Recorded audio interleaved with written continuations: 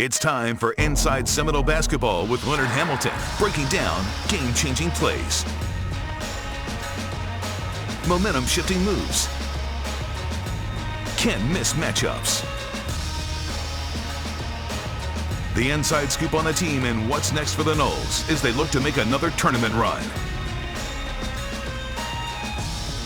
ABC 27 presents Inside Seminole-Basketball with Leonard Hamilton, live from Glory Days Grill in Tallahassee.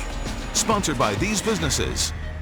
Florida State basketball is on the air. Welcome to Inside Seminole-Basketball with head coach Leonard Hamilton, Gene Deckeroff, along with the head coach, and welcome to our show. A different night tonight. It's Tuesday night because we played in Boston last night against the Boston College Eagles, and so the program moved to tonight. Next Monday night, we'll continue with our Monday night edition of Inside Seminole-Basketball with head coach Leonard Hamilton. Coach, 2 games on the road and 1 big game at home in the last week, and that's a tall order. You got to play 3 games in 7 days, and we take it on the chin on the road, but we hold serve at home against Clemson, 81-80, one of the best games I've seen all season. Well, there's no doubt we had another blowout. Another, what do they call it, ACC blowout? ACC blowout, yeah. By 1 point. But I thought our guys really played extremely hard. They were attentive. They were connected. Under the circumstances we're playing with this year, I think we're growing because it seems like each game we have a different challenge, something else we have to overcome. So I was proud of those guys for our home game. We just didn't seem to have that same level of focus on the road. But I think when I look back at the film, I see that we're getting better in a lot of areas. Yeah, that ACC blowout you mentioned, Coach, 81-80 over Clemson. At home, we avoid the sweep. We take care of business in whole serve. And, oh, by the way, our 5th. Coach, that's our 5th 1-point win. That leads the nation to 1-point wins. And I think there's 2 teams, Maryland and maybe Duke, had 4 1-point games in the season. We've now got 5. We still got 3 more games. We might get another ACC blowout. What do you think? Well, long as we end up on the winning side, I'll be just happy.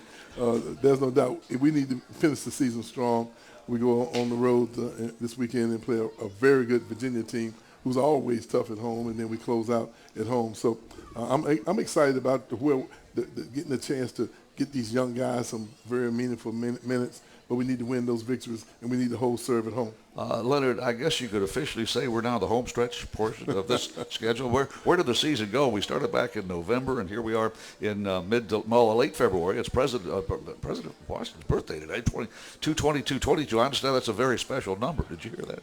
Did you do anything special on 2/22/22? Explain that to me again. Now, what am I supposed to be celebrating?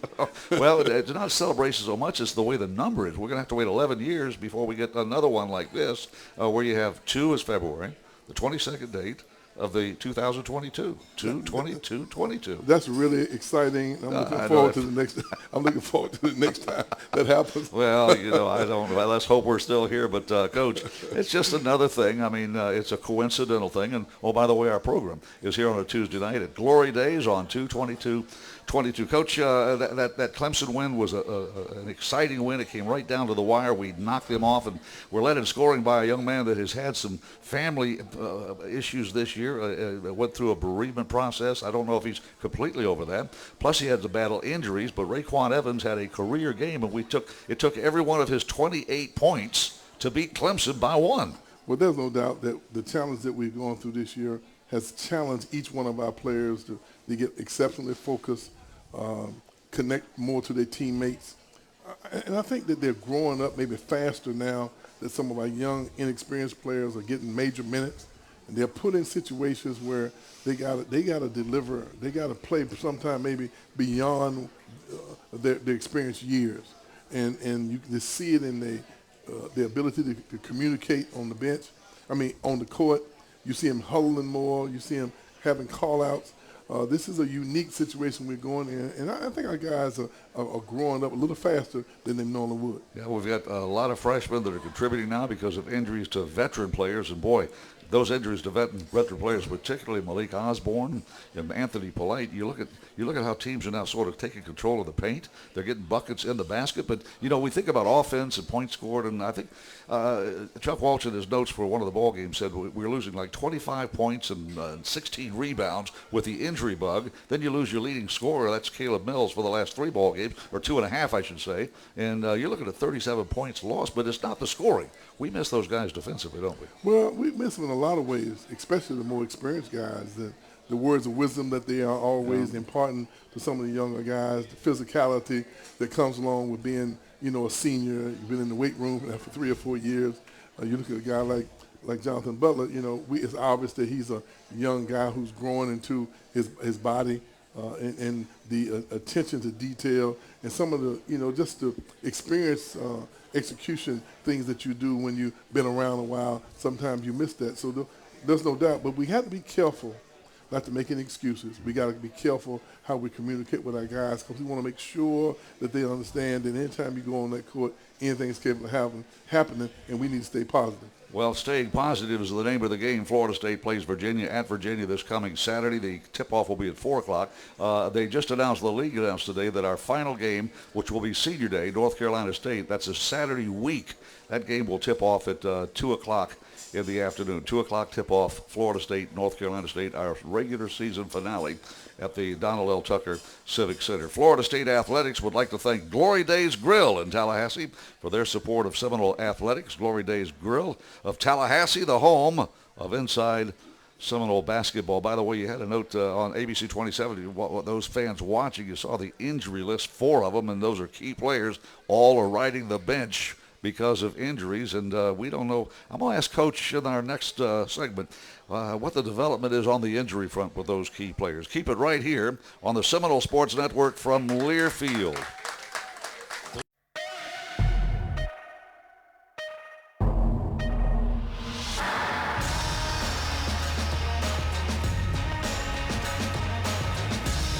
Leonard Hamilton. We're talking Florida State basketball with head coach Leonard Hamilton. Glad you found us on your radio up and down the Learfield Seminole Sports Network and also on ABC 27 in South Georgia and North Florida. We're talking Florida State hoops as we enter the home stretch of the 2021-22 season. And, Coach, we talked about the home win over Clemson. We went on the road and played one of the toughest venues in college sports. I don't think there's another venue quite like Cameron Indoor Stadium. And we played them toe-to-toe for the first 17 minutes of the first half. It was a basketball game. We're down by 2, and they go on a little mini run and take the lead at halftime. But we gave them a fight for the first 17 minutes. Well, it's interesting that those are terms you don't normally like to use. Yeah. We're going on the road giving a team a fight. We've been one of the most successful teams in the league probably the last 6 or 7 years, and we've kind of been relegated to a position now that we allowing ourselves to be kind of happy when we go out and we play well and play guys close. That's not a real good feeling. But I was proud of the fact that our guys, we didn't know that we were not going to have Caleb. We didn't know we were going to be shorthanded, and we went into the game playing focused, but we kind of ran out of gas. We've been accustomed to rotating guys no more than 5 minutes, kind of 4.5, 5 minutes, just to keep everybody fresh because we like to play with a lot of energy on the defensive end. We also like to push the ball and be aggressive offensively. So now we playing guys 7, 8 minutes. Yeah. And so it's been proven that when you allow yourself to play to exhaustion, it's very difficult to come back and replenish that, I guess the word is glycogen, that you lose when you fatigue yourself. Now, don't count, don't bet on, I might have used the wrong word, okay? but seriously, you don't like for your guys to get fatigued. No. And you like to try to keep them as fresh as possible. But that's not the way. That's not who we are right now. And against a team like Duke, you got to give extreme amount of energy. So the first 17, 18 minutes, I thought we were there.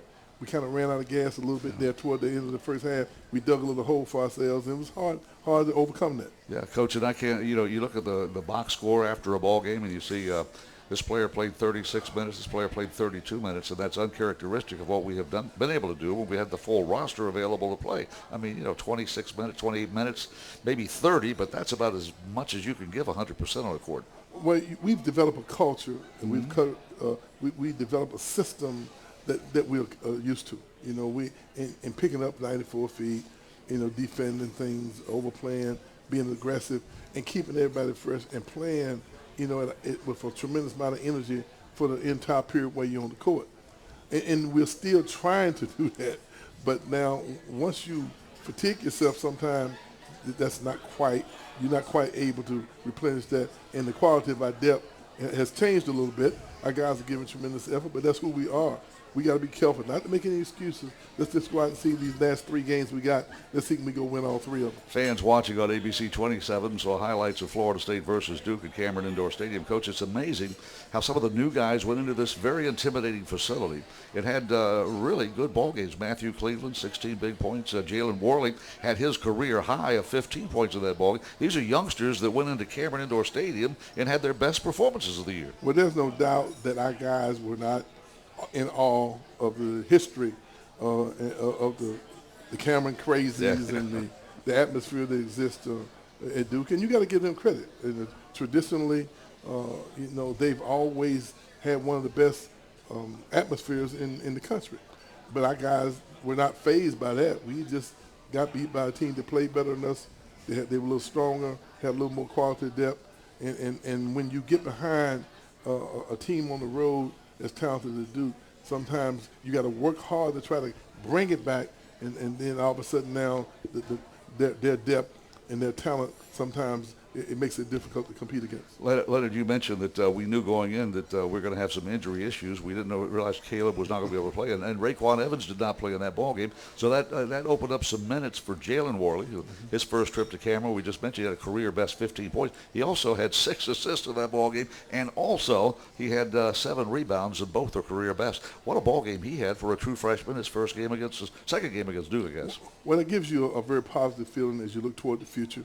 As Raekwon moves on, you have Jaleb coming back, and he's getting an awful lot of valuable experience in this particular year, along with Cam and Matthew and Jonathan Butler.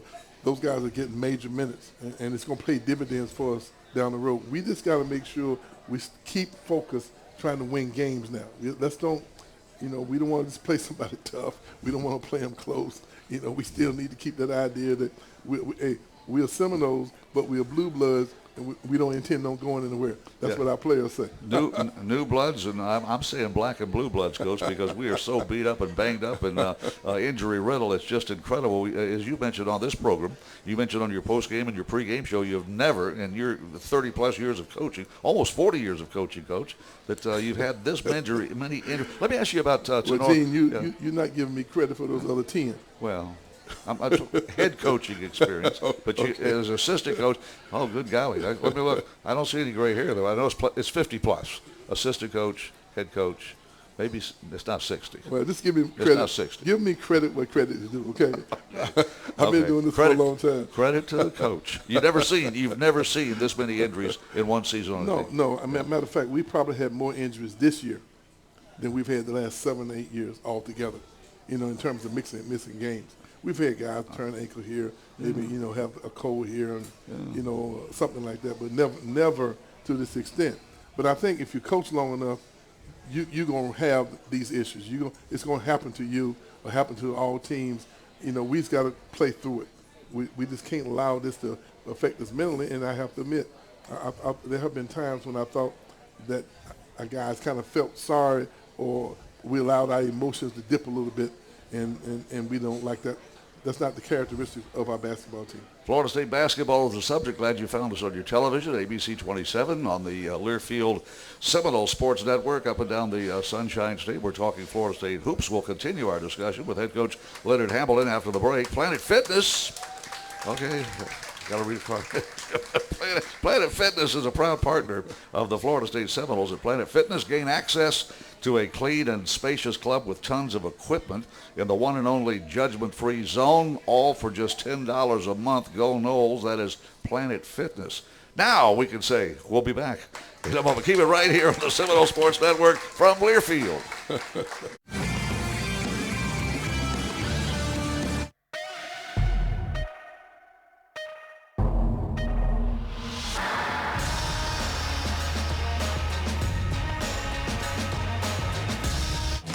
Welcome back to Inside Seminole-Basketball with head coach Leonard Hamilton. ABC 27 tuned in to watch on a Tuesday night instead of our normal night of a Monday. And we appreciate those fans that have tuned in up and down the Learfield Seminole Sports Radio Network for a tune-in to listen to comments about Florida State basketball from head coach Leonard Hamilton. Coach, we're in the middle of a road swing. We went played one at Duke and one at Boston College. We head to Virginia this weekend. We play Virginia at 4 o'clock, and we'll see that pack line defense. We'll talk a little bit more about Virginia in our final segment, but we just talked about the Duke game. We had some freshmen really step up. We kept it close for 17 minutes, and then Duke took over, but they tend to do that against almost everybody they play. Now, then we have to play a second game in a 3-day period. It was almost like tournament basketball, Coach. I mean, you don't have much time to recover. Plus, unlike a tournament, you got to fly from one place to another, get into the hotel at 1 o'clock in the morning, and then you got to go to shoot around, practice, and then play 2 days later. That was a tall order.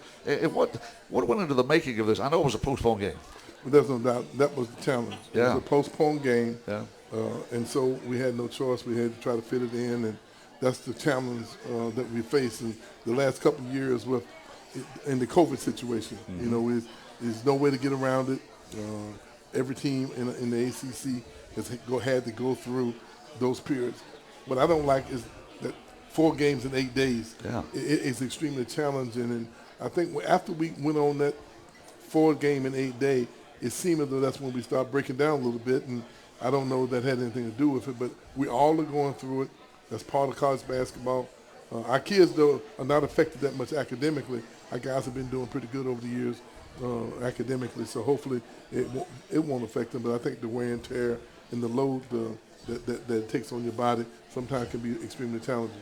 Wear and tear going 94 feet back and forth at an ACC game will wear out anybody. I get worn out broadcasting the games, Coach. You get worn out coaching the games. During this segment every week, we have a guest step forward, grab the microphone, and we've got a guest here tonight at Glory Days with a question for Emily. You've got the microphone. We've got a guest. Go ahead, identify yourself, and ask the coach what you want to ask him. Sure do. Thank you, Gene. I'm down here with Gabe, who's got a question for Coach Ham. What you got? Thanks so much, Coach Ham. I know I speak for all my fellow Seminoles. If it was up to us, we would name the stadium after you, the court after you. Thank you for everything you've done over the years. Oh, thank you so much. Last week's game against Clemson, obviously very emotional with everything that's happened throughout the year, and then also one of our staff members, the assistant trainer. Can you just talk about the team, how it's rallied the team together, the emotional state? Like, what was it like in the locker room? I just want to know about that vibe, because to us, after the game, we could all feel it. You could see the emotions from Raekwon Evans to everybody down on the team. It looked like it was just a heart-wrenching effort from everybody. No doubt about that, and you picked up on that correctly. It was extremely challenging for our guys to understand that we enjoy the opportunity to go and play the game that we love, to coach the game that we love, and enjoy those moments. And someone who's part of our family, going through some challenging experiences, 4th degree cancer for a youngster, 22, 23 years old.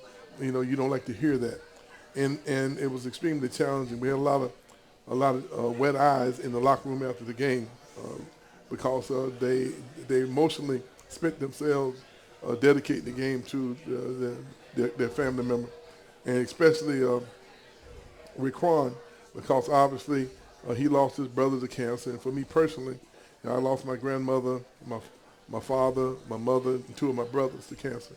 So it was emotional for all of us. But I think that this part of the challenges that we're going through this year, and I told our guys last night, you know, if trouble has your address and it's on its way to your house. If you haven't had any trouble in life, just keep living. You're going to have some challenges, and the true test of your character is how do you respond in adversity. And our guys are growing up in some unusual circumstances. You know, the injuries to your brother, your teammate, and then you're playing against unbelievable opponents. You're giving it all you have. You're gonna make some mistakes, and a lot of our mistakes we make because we still learn, and we have a lot of youth on our team. And when you lose your veterans, you know, that kind of gives you a kind of a double whammy. What we're trying to do is stay positive. And it happened to us once when I was at the University of Miami. We've gone through this. But if these are the only problems we're going to have in life, then we're going to have a good life. We just got to figure out a way how to overcome this. And I think it really tests your character. It challenges your ability to communicate with your teammates. lift them up when things are not going well, to call them out in a very firm, loving, communicating way when things are not doing good. And it's really, really creating some atmosphere, some scenarios that we have to overcome. And I really believe that we're going to be a stronger, more connected, more mature team as a result of going through these challenges that we're having right now. All right. But what I would like to think, I can't tell you how appreciative I am of the fan support that we've received. I mean, our students have been just outstanding. The community, the people from the community have been there supporting this team. We needed them for the ACC blowout that we had at Clemson. But I can't say enough about how the fans have embraced this team. And even though we're not on our road, we're not winning like we normally have been. You know, we've only lost up until this year, we only lost 5 games, I think, in the last 5 years at home. So our guys are sticking with us. And I'm so appreciative, and it means a lot to our team, and it's given us a big lift. Thank you very much, and go Notes. All right, David asking that question from our audience here at Glory Days Grill in Tallahassee, Florida. If you have a question, come in next Monday, ask the coach, and we'll hear from the head man. And David, and you mentioned Jared Lynn is the senior student equipment manager that's struggling and battling cancer. And his teammates in the equipment section told me on the trip to Duke that he had his first chemotherapy and was home resting in Cincinnati, which is his home. And he's cheering on the Noles. I'll guarantee he was watching or listening somehow, some way to see if we're going to knock off Duke and Boston College this weekend. Well, we have those games are behind us now. We got to see can we win the upcoming games for him and be able to send him a nice little note and say we thank you for cheering from Cincinnati. Jared Lynn, get well, my friend, and we expect you back here and cheering on the Noles on the bench, okay? Keep it right here on the Seminole Sports Network from Learfield.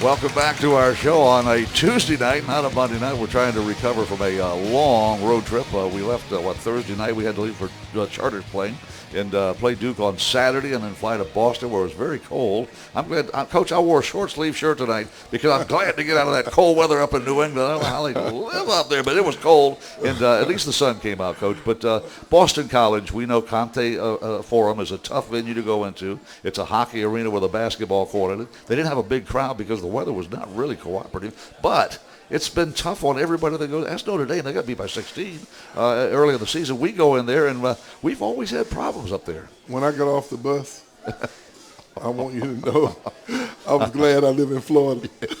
That's why I'm wearing the short sleeve coats. I mean, that was brutal. You know, it hit me.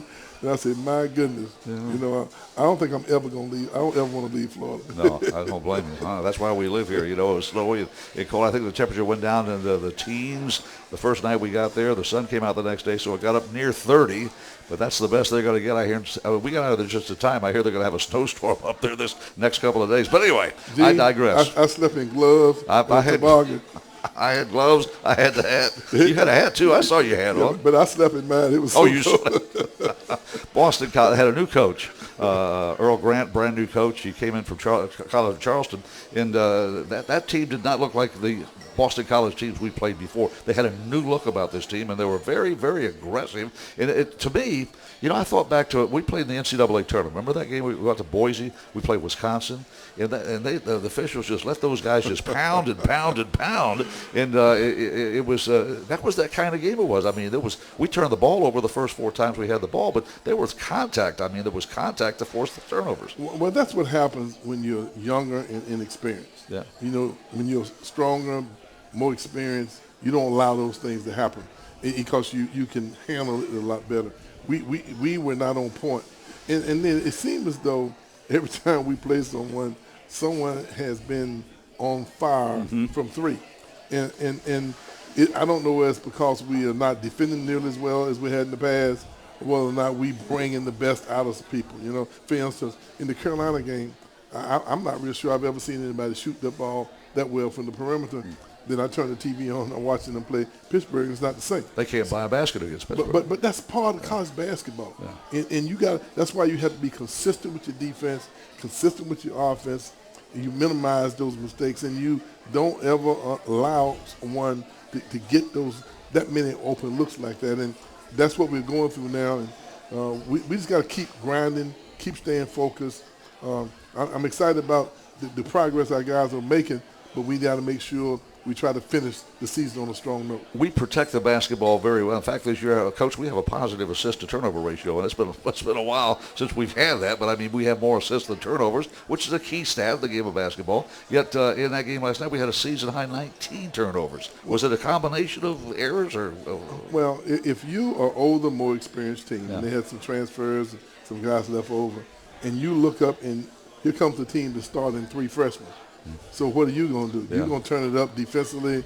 You're going to create some indecision on their part. And I thought they did a very good job of that. You know, it's hard to simulate what other team's going to be doing to you in practice. And I thought they really kind of created a lot of indecision by overplaying and pressuring us at the beginning of the game. We didn't handle it very well, dug a hole for ourselves, and then it was hard to dig out of it. Yeah, we only had 6 turnovers in the second half, so you made the adjustments. The team made the adjustments, and we had improved in handling the basketball. In that game, I asked you on the pregame show, I believe it was before the Clemson, maybe before the Boston College game, the play of Cameron Fletcher, because it looked like when he's in the game, there's a lot. He doesn't start the game, but he comes in off the bench and gives you a spark at both the offense and defensive ends. Well, Cam is growing into a really good 6 man, you know, because Matthew Cleveland was coming off the bench giving us that early on, but now he's been put into the starting lineup. But Cam has always been high energy. He's fearless. He plays with an extreme amount of confidence, you know, and so you can look for him to continue to keep getting better and better and better as he gets more minutes and he's adjusted to the style of ball that we're playing and what we expect of him. 16 big points, 5 rebounds. It was his 4th consecutive double-digit scoring game, and you could take those points any day. Cam Fletcher, he is a sophomore from St. Louis, played 1 year at Kentucky. That was a valuable experience for him to play in the SEC for the Kentucky Wildcats. Well, let me correct you on something. You know, last year was a COVID year. All right. So do you say he's a freshman. sophomore? Yeah. Or is he a second-year freshman? How do you categorize that? Well, let's go back to the drawing board because on my sheet it's a sophomore. He is a sophomore. But is he a true sophomore, redshirt sophomore? What are we? See, last year everyone got the COVID year, so in reality, he's a freshman. He's really a freshman. Wow, I can't keep track. And like Naheem, he's only played 1 year of college basketball, so and that year was a COVID year, so he really could. Eligibility-wise, he could be a freshman. He could be, and you know what? The kid that lit us up 4 for 4 from three-point land, that played at Chipola, where Naheem played for 1 year. He's listed as a redshirt freshman, but this is his first year of eligibility at Boston College. Because he was he played last year. Yeah. So I guess you could put Naheem in the redshirt freshman and Cam. So you get with Chuck Watson. Y'all figure this thing out. Yeah, I'm going to call him a freshman from now, not a sophomore. Freshman, redshirt freshman Cameron Fletcher from St. Louis, Missouri. Florida State on the short end of a 71-55 final score in Boston. We got it about 3 o'clock in the morning last night, and today was a day off for the players. And, Coach, in the next segment, I'm going to ask you, get an update if I could. We've had 3 players that have had surgery. I don't know if they're going to heal in time to get ready for the ACC tournament, which is, the tournament starts a week from next Tuesday. So we will talk about that in our next segment here on Inside Seminole Basketball with head coach Leonard Hamilton. Zero sugar, and now even more delicious. Is the new Coca-Cola Zero Sugar the best Coke ever? Well, find out for yourself. Keep it right here on the Seminole Sports Network from Learfield.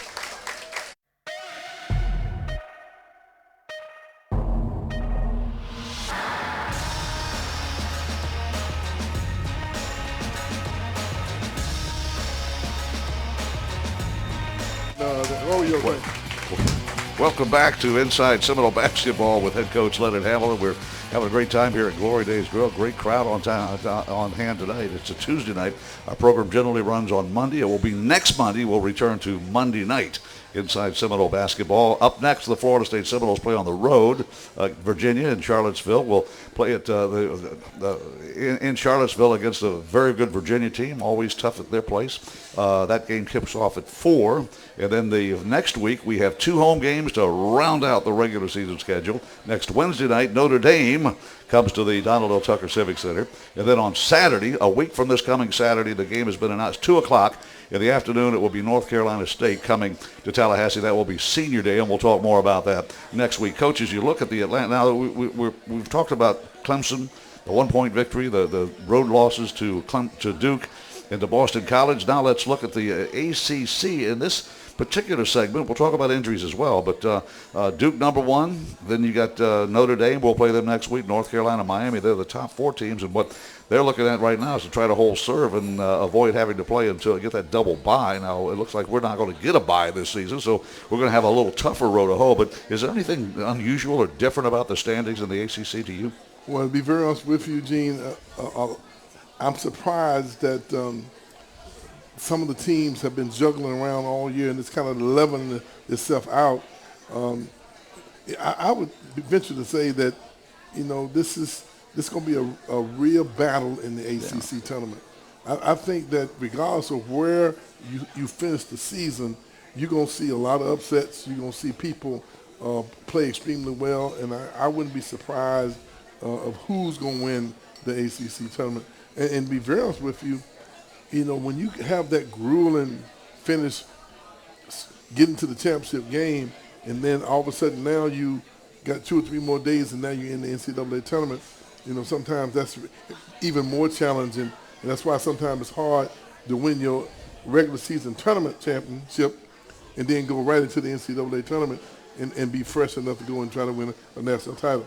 I wish we could space it out just a little bit where you wouldn't have to, go right into ready to play in the NCAA tournament. At least have a couple of days off. It doesn't surprise you or me or most that follow the ACC that Duke is the number 1 team. The media in Operation Tip-Off back in the fall said it was going to be Duke and then us, but then we got the injury bug, so we're not right behind Duke. But everybody thought Duke would have the best team in the conference this year, and it certainly looks like they do. Well, there's no doubt that this is unusual and is different for it to ever end up like it's predicted in the preseason. That very seldom never ever happens. I would like to think that we could have made a run at the top spot, but unfortunately this has not been our year. But Duke deserves that spot. They're extremely talented, very well coached, and I think they're a little inspired this year because this is Coach K's last season, and we're gonna miss Coach K. He's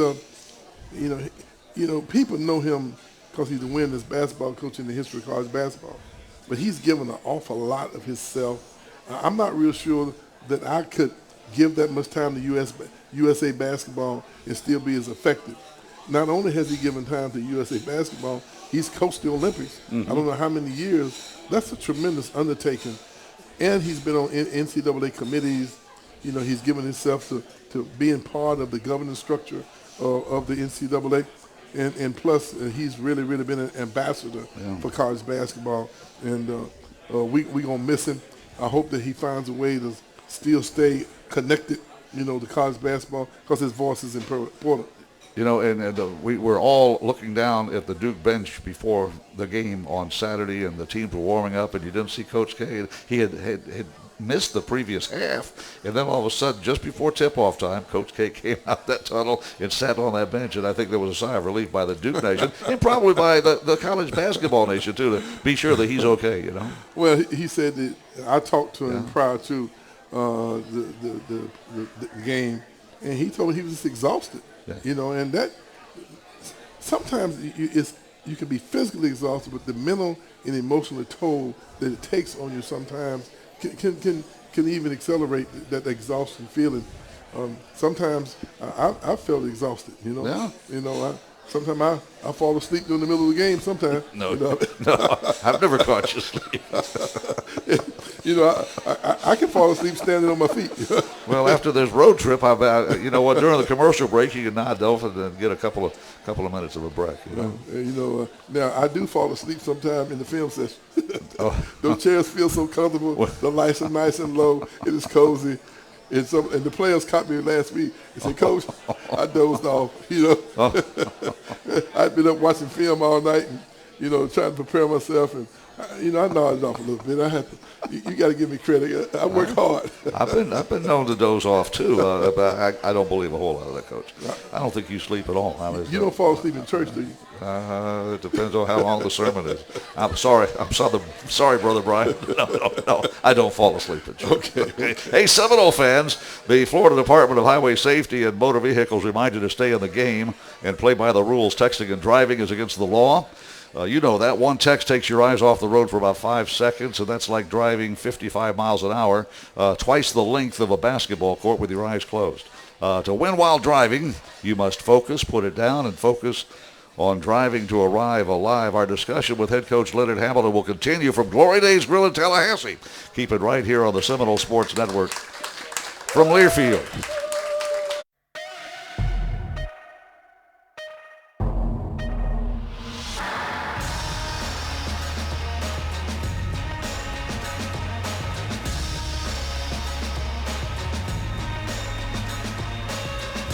We're talking Florida State basketball with head coach Leonard Hamilton. You know that. You found us on ABC 27 in South Georgia, North Florida, and up and down the Learfield Seminole Sports Radio Network. And, Coach, we got 3 more games left. We begin this Saturday at 4 o'clock, the tip-off in Charlottesville. Next week, the final 2 games of the regular season are home games. Notre Dame comes in 7 o'clock on Wednesday night at the Donald L. Tucker Civic Center. And then the announcement today by the ACC that our game against North Carolina State, it will be Senior Day, and that game will tip off at 2 o'clock on Saturday afternoon. That Saturday week, FSU, North Carolina State, and that will be the regular season finale.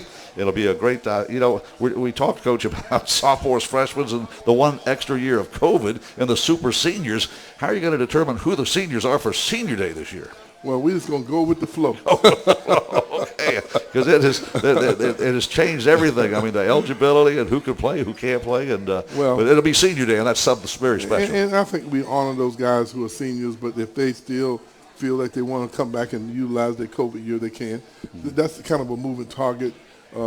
Sometimes they don't have to be counted as in your 13. Sometimes they do. So it's kind of a little confusing to me right now. But we guys like Anthony and especially Malik, seniors, White Wilts, Evans. It's been kind of challenging for them because they were looking forward to this year, and we've had pretty consistency, over the years with players that we started with and on to finish with. And you want to talk about where we are from an injury standpoint. Yes, yeah. I don't expect Malik to be back. I think he's probably had the most challenging recovery of any of our players. I would be shocked if Naheem will be able to come back and recover in time. And Anthony's always telling me that he's going to recover, but I really don't see those 3 guys having a chance to recover and be able to play for the remainder of the season. I mean, a miracle can happen, but the season's coming to an end, and I need to be careful unless I'm confident that they are completely healed, not 70%, not 75%, because we need to respond what's in the best interest of them. Now, Caleb has an ankle sprain. Now, I don't know whether you categorize as a high ankle sprain. That those seem to be a little more challenging, but he's not recovering very fast. I mean, he still has a little bit of a limp. The jury's out. He could possibly be back at some point. I'm not real sure whether it's going to be this weekend or whether or not it'll be the ACC tournament, but he has a chance. Obviously, Raquan Evans, he played the other night, but he wasn't quite as sharp as he normally has been. He's been the most careful guy with the ball. It's been safe, but I thought that he had a few moments there that, obviously was somewhat challenging to him. So I don't expect the 3 guys that are in the cast back, but there's a chance that Caleb would come back, and we definitely need him, being that he's been our leading scorer, and he's made a huge difference in every game that we won. Yeah, with the injury status of the three that are out with surgery, and then you throw Caleb in there, that's 37 points of offense. I mean, you add it up. And he's our leading scorer as well. So you cross fingers as the head coach, you can get these guys back in at least one or two before we hit that thing called the tournament. I mean, have you seen the documentary on the tournament?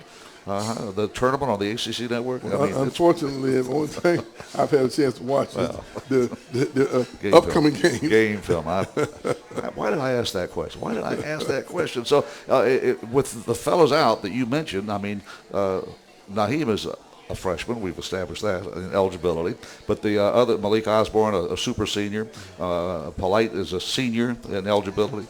And Wyatt's a senior. Okay, but with the injured upperclassmen, the youngsters on this team, a very good recruiting class you brought in, they're getting more experience. Hopefully it adds up in wins now and not in the future, but it's going to be a special experience for these young guys as they move on in their career. Well, this is a new experience for them. And, and I just told them that these are the challenges you're going to have in life. And I wanted to challenge them to see, what are you going to do to deal with this adversity? How are you going to respond? And we're going to respond as a team, but individually, you have to have that thing called faith. You got to believe in yourself. You got to believe in your system, and then you got to turn it up a notch. You got to hold yourself accountable. You got to reach deep down inside and find that little extra, whatever that thing called it is, that will allow you to overcome the mental and emotional, as well as the physical challenges that we have playing more major minutes, and also, connect yourself to the team. So, this is a good experience for them.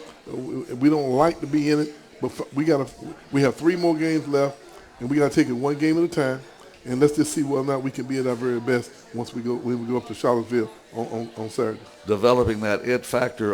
Coach, a question, these youngsters played high school basketball a year ago. The ACC is a lot different than high school basketball. Is there such a thing as sort of hitting the freshman wall? Have you seen that? Not necessarily this, but have you seen that in the past or see it right now?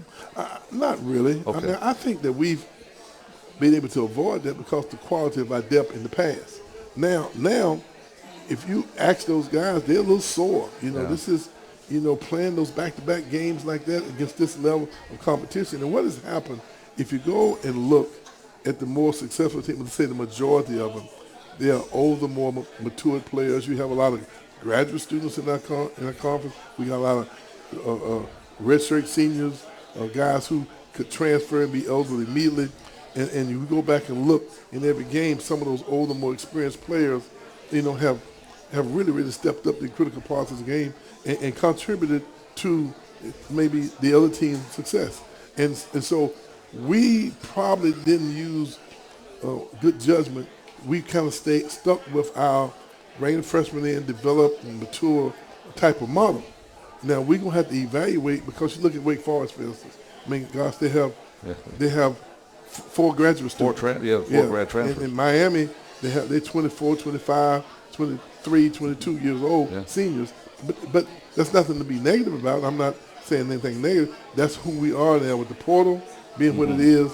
We got to be careful to try to stay as old as we can. That team we played last night at Boston, they had 4 transfers that contributed heavily to their success in that game last night in Beantown. Florida State basketball is the subject, and we're going to take a break, come back, and talk about the Virginia Cavaliers and our final away game of the 22 season. Farm Bureau Insurance is giving you and 3 friends the chance to win courtside seats with the Noles when we take on NC State on March the 5th. Still time to enter. Prize includes courtside seats, a one-night hotel stay, and Noles gear. Enter at NolesContest.com today. That's Noles Contest, one word, NolesContest.com. Do it right away. Keep it right here on the Seminole Sports Network from Learfield.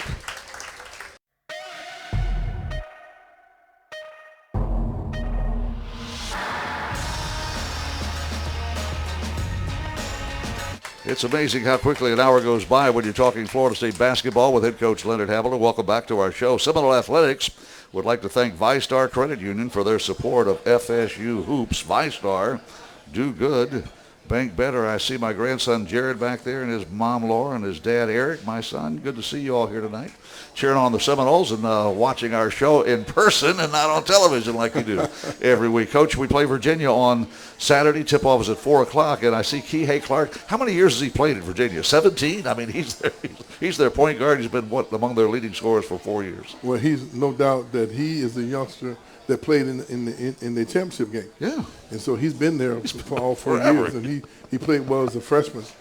He's done a great job there, but they have about 4 transfers. Yeah. And that's the bulk of their team.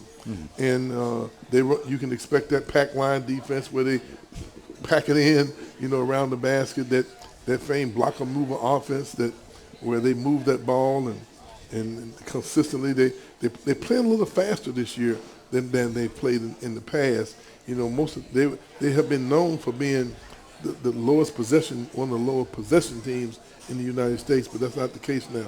They play a little faster pace. They got some transfers in there. They're shooting a lot of threes, and so it's definitely going to be a little bit a typical challenge for a young, inexperienced team on the road going there and competing against those Virginia Cavaliers. Well, they play Duke on Wednesday, and then they got us next at their place in Charlottesville, Virginia. Tip-off 4 o'clock.